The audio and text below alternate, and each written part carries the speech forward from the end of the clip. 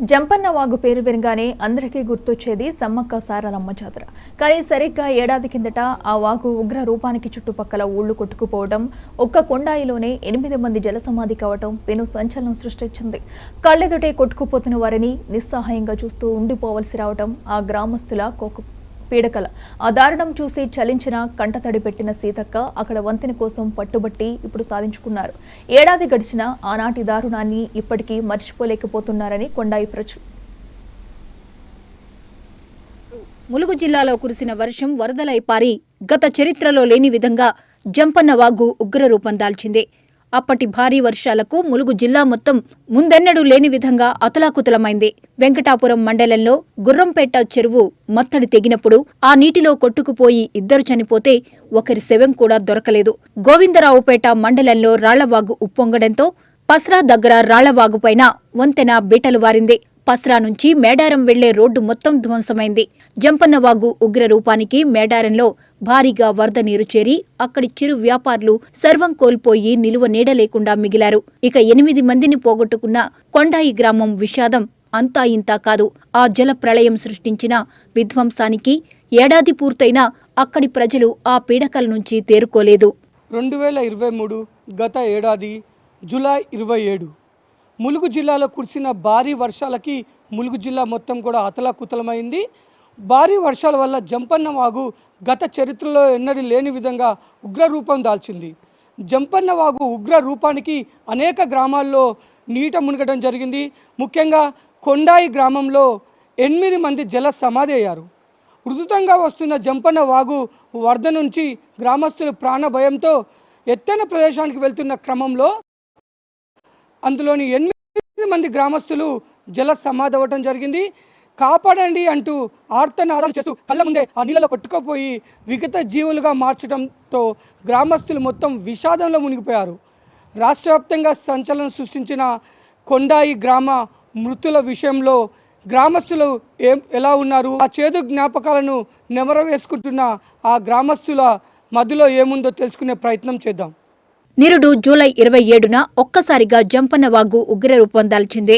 నిమిషాల వ్యవధిలో వచ్చిన వరద నీరు కొండాయి గ్రామాన్ని చుట్టుముట్టడంతో ప్రాణాలు రక్షించుకోవాలని కట్టుబట్టలతో సురక్షిత ప్రాంతానికి వెళ్తున్న క్రమంలో అందరి కళ్లెదుటే 8 మంది కొట్టుకునిపోయారు.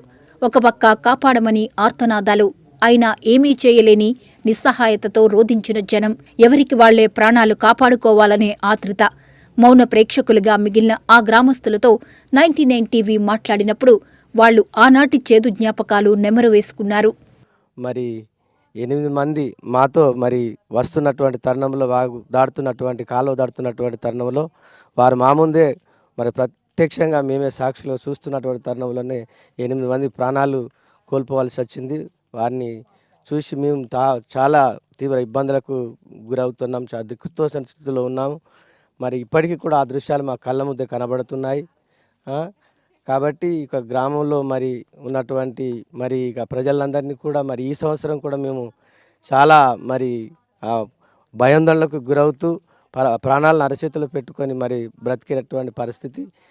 మరి జంపన్నాగుల కొడకపోతా అంటే అందరూ అర్ధత్తందని అవతలికి ఒడ్డుకుపోతాను. పోతా అంటే అది ఆ వరద వచ్చి పైనుంచి తోసుకొని పోయింది. తోసుకపోయి ఇక కొంతమంది 8 మంది దాకా చనిపోయిండ్రు, కొందరు ఒడ్లు ఎక్కిండ్రు. ఇక అట్లా ఇట్లా ఎక్కడోళ్ళు అక్కడ పోయిండ్రు. కొందరు బిల్డింగుల మీద ఉన్నారు. బిల్డింగుల మీద నుంచి ఇక తెల్లారి ఆ కమ్ము గుంజినాక దిగిండ్రు. కొద్దిగా అంత ఆగత్తే ఇటే పడుతుంది ఓటాయి. పోయిన జూలై 27వ తారీఖు నాడు మా అమ్మ నాన్న కూడా అందరూ కోల్పోయాము మేము. అయితే ఇంత వరద ఇప్పటి వరకు ఎప్పుడూ రాని అటువంటి వరద వచ్చింది. అంత ఉధృతికి దాటి మల్యాల సురక్షిత ప్రాంతానికి వెళ్ళే క్రమంలో చాలామంది అట్లా ఒక 8 మంది చనిపోవడం జరిగింది. ఒకరినొకరు కాపాడుకునే పరిస్థితి కూడా లేదు అక్కడ. అలాంటి పరిస్థితులలో మేము ఉన్నాము అప్పుడు. అయితే మేము బతకడం కోసం వెళ్ళే సమయంలో కొట్టుకపోవడం అనేది జరిగింది. అందులో మా పెద్ద దిక్కు మా అమ్మ నాన్న ఇద్దరు కూడా కొట్టుకపోవడం జరిగింది. రోజులు తరబడి ఎలాంటి సాయము అందక బాధితులు అందించడానికి వీలు లేక ప్రభుత్వము నానా ఇబ్బందులు పడాల్సి వచ్చింది. సహాయక బృందాల సాయంతో అందిన అరాకొర ఆహారమే బ్రతికి ఉన్న వారికి సాయమైంది.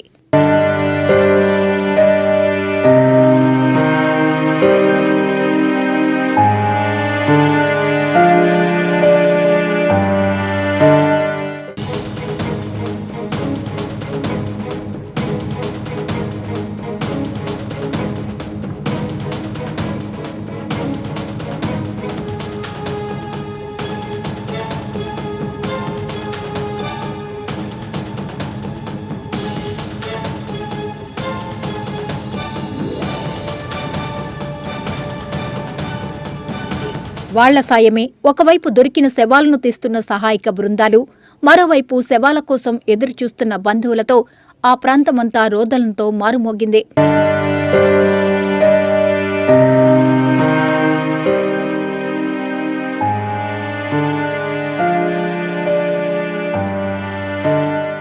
మునిగిన కొండాయి గ్రామంలో ప్రజలను కాపాడడానికి సహాయక బృందాలు సైతం చేరుకోలేని దుస్థితి మధ్య హెలికాప్టర్లు కావాలంటూ అప్పటి ప్రభుత్వానికి విజ్ఞప్తి చేసిన సీతక్క మీడియా ముందు తన నిస్సహాయ స్థితికి విలపించడం రాష్ట్రమంతటా సంచలనం కలిగించింది.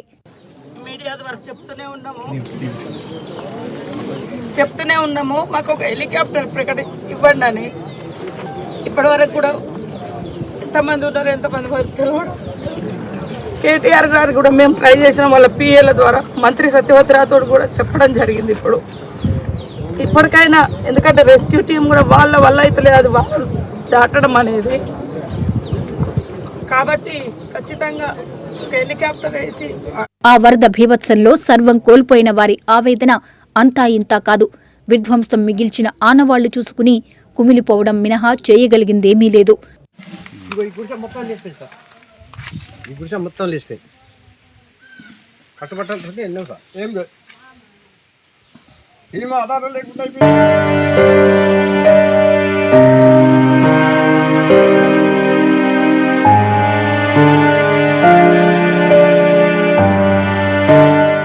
ఏడాది గడిచాక ఇప్పుడు ప్రభుత్వం మారింది. సీతక్క ఇప్పుడు మంత్రి అయ్యారు. ఆనాడు కొట్టుకుపోయిన వంతెన స్థానంలో కొత్త వంతెన కట్టిస్తానని సీతక్క ఇచ్చిన మాట నిలబెట్టుకున్నారు. కొత్త వంతెనకు ప్రభుత్వం 9.5 కోట్లు కేటాయించింది. వంతెన పూర్తయితే ప్రజలు కొంతైనా ఆ చేదు జ్ఞాపకాలు మరిచిపోతారన్నదే అందరి ఆశ. ఇది జంపన్న వాగు కొండాయి గ్రామస్తులకు మిగిల్చిన చేదు జ్ఞాపకంగా చెప్పుకోవచ్చు. ఇప్పటికీ కళ్ళ ముందే ఆ దృశ్యాలు కనపడుతున్నాయని, అదొక పీడకలలా మా కళ్ళ ముందు కనపడుతుంటే తినే అన్నం కూడా కడుపులోకి వెళ్ళట్లేదని, ఆ దృశ్యాలు చూస్తుంటే వారు గుర్తుకొస్తుంటే ఆ బాధను మేము మర్చిపోలేకపోతున్నాం. జంపన్న వాగు మా పైన పట్టిన కక్షని గుర్తు చేసుకొని మేము ఇప్పటికీ లబోదిబో అని మేము దీనంగా ఏడుస్తున్న పరిస్థితి అని కొండాయి గ్రామ ప్రజలు చెప్తున్నారు.